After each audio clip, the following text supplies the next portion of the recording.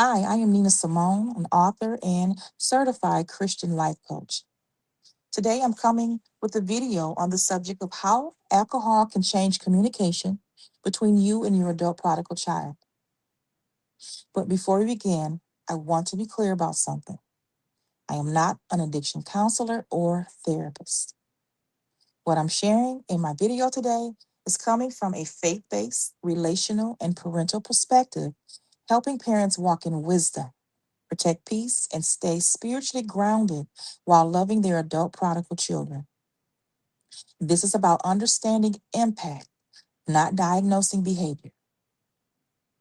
So, parents, if conversations with your adult child feel confusing or emotionally exhausting, especially when alcohol was involved, you are not imagining it. Today, I want to talk about how alcohol can quietly change communication between the parents and their adult prodigal children, and why so many conversations leave you feel shaken, unheard, or emotionally drained. Many parents are saying the same things. We've talked, but nothing changed. They said things they don't remember later. They apologize, but no improvement. I'd leave the conversation feeling worse than before. Alcohol affects communication because it interferes with the emotional regulation and the memory and accountability of our adult children. Conversations can sound sincere, but they lack follow through.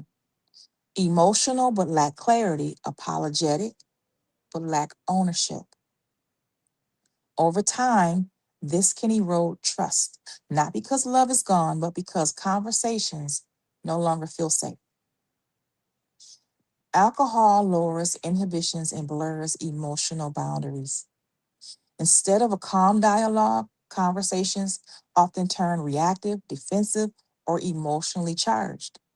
And then later, events can be minimized or rewritten. So, as a parent, this can cause you to question yourself. Did I say something wrong?